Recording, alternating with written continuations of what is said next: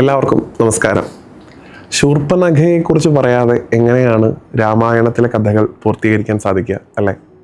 ശൂർപ്പണഖ എന്നുള്ള പദത്തിൻ്റെ അർത്ഥം യഥാർത്ഥത്തിൽ മുറം പോലത്തെ നഖങ്ങളുള്ളവൾ എന്നാണ്. ശൂർപ്പം എന്ന് വെച്ചാൽ മുറം എന്നാണ് അർത്ഥം. മുറത്തിൻ്റെ വലിപ്പത്തിൽ കൈനഖങ്ങളുള്ള രാക്ഷസിയായിരുന്നു ശൂർപ്പണഖ എന്നാണ്. വാൽമീകി രാമായണത്തിൽ വിരൂപയായിട്ടുള്ള ഒരു യുവതിയായിട്ടാണ്, ഒരു വൃദ്ധസമാനയായിട്ടുള്ള അംഗങ്ങളോട് കൂടിയിട്ടുള്ള ഒരു സ്ത്രീയായിട്ടാണ് സാക്ഷാൽ ശൂർപ്പണഖയെ വർണ്ണിച്ചിട്ടുള്ളത്. ആ ശൂർപ്പണഖയാണ് പഞ്ചവടിയിൽ രാമലക്ഷ്മണന്മാരെയും സീതയെയും കാണുന്നത്. അത്യധികം തേജസ്സുള്ള ഇവർ താപസ വേഷധാരികളായി നിൽക്കുന്നത് കാണുമ്പോൾ കാമ അഭ്യർത്ഥനയുമായി ദേവി ഈ രാമലക്ഷ്മണന്മാരെ സമീപിക്കുന്നുണ്ട്.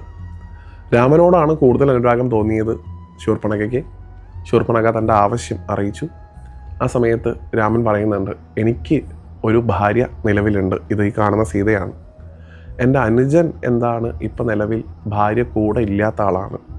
അവനൊരു കൂട്ട് വേണം എന്ന് എനിക്ക് തോന്നുന്നുണ്ട്. അതുകൊണ്ട് തൽക്കാലം എന്നെ ഒഴിവാക്കി എൻ്റെ അനുജനെ പോയി അങ്ങ് ഈ ഒരു അഭ്യർത്ഥന അറിയിക്കൂ.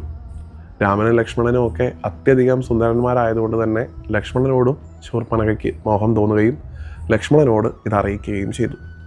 ലക്ഷ്മണനാകട്ടെ ചേട്ടൻ്റെ വാക്കുകൾ കേട്ട് ചിരിച്ചുകൊണ്ട് ശൂർപ്പണഖയോട് പറഞ്ഞു, ഞാൻ ഭഗവാന്റെ ദാസനാണ്.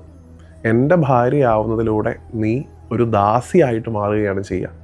അല്ലയോ സുന്ദരി, നിനക്ക് ഒരു ദാസിയായിട്ടിരിക്കേണ്ട ഗതികേട് വരണമെന്ന് ഞാൻ കരുതുന്നില്ല. അതുകൊണ്ട് അങ്ങ് എന്നെ മാറ്റി എൻ്റെ ജ്യേഷ്ഠനെ തന്നെ വീണ്ടും ചെന്ന് സമീപിക്കൂ. അതിലൂടെ താങ്കൾക്ക് നല്ല ഒരു ജീവിതം ഉണ്ടാവും എന്ന് പറഞ്ഞ് വീണ്ടും രാമൻ്റെ അടുത്തേക്ക് തന്നെ അയക്കുകയാണ് ലക്ഷ്മണൻ ചെയ്യുന്നത്. ആ സമയത്ത് രാമന് തന്നെ സ്വീകരിക്കാൻ താല്പര്യമില്ലാതിരിക്കുന്നത് സീതയുള്ളത് കൊണ്ടാണ് എന്ന് ഭാവിച്ച് സീതയ്ക്ക് നേരെ പാഞ്ഞെടുക്കുന്ന ശൂർപ്പണഖയാണ് നമുക്ക് കാണാൻ സാധിക്കുന്നത്. രാമൻ്റെ നിർദ്ദേശപ്രകാരം ലക്ഷ്മണൻ ആ ശൂർപ്പണഖയെ വിരൂപയാക്കുന്നു. അവരുടെ മൂക്കും ചെവികളും ഖഡ്ഗം കൊണ്ട് ലക്ഷ്മണൻ അരിഞ്ഞു വീഴ്ത്തി എന്നാണ്. നിലവിളിച്ചുകൊണ്ട് ഓടുന്ന ശൂർപ്പണഖയെ നമുക്ക് രാമായണത്തിൽ കാണാൻ സാധിക്കും. പല കവികളും വാൽമീകി രാമായണത്തിൻ്റെ ഈ ഒരു ഭാഗത്തെ ഉദ്ധരിച്ചുകൊണ്ട് ശൂർപ്പണഖയെ പലതരത്തിൽ വ്യാഖ്യാനിക്കാറുണ്ടെങ്കിലും ഇതാണ് യഥാർത്ഥത്തിൽ വാൽമീകി രാമായണത്തിലെ കഥ. ഈ ഒരു സന്ദർഭത്തിൽ എനിക്ക് പറയാനുള്ളത്, സാക്ഷാൽ മിൽപ്പത്തൂർ നാരായണ ഭട്ടതിരി എഴുതിയിട്ടുള്ള ഒരു ഭാഗമാണ് ശൂർപ്പണഖ വിലാപം എന്ന് പറയുന്നൊരു ഭാഗം. മൂക്ക് പോയ ഒരാൾക്ക് ഉച്ചരിക്കാൻ സാധിക്കാത്ത അക്ഷരങ്ങളൊന്നും തന്നെ ഇല്ലാത്ത തരത്തിൽ തൻ്റെ ഈ വൃത്താന്തത്തെ ആളുകളെ അറിയിക്കുന്ന ശൂർപ്പണഖയുടെ ഒരു ഭാഷ്യം മേൽപ്പത്തൂർ നാരായണ ഭട്ടതിരി എഴുതിയിട്ടുണ്ടെന്നാണ്. മൂക്കുകൊണ്ട് ഉച്ചരിക്കേണ്ട അക്ഷരങ്ങളൊക്കെ അതിലില്ല എന്നുള്ള രീതിയിലാണ് അതിൻ്റെ വൈശിഷ്യം.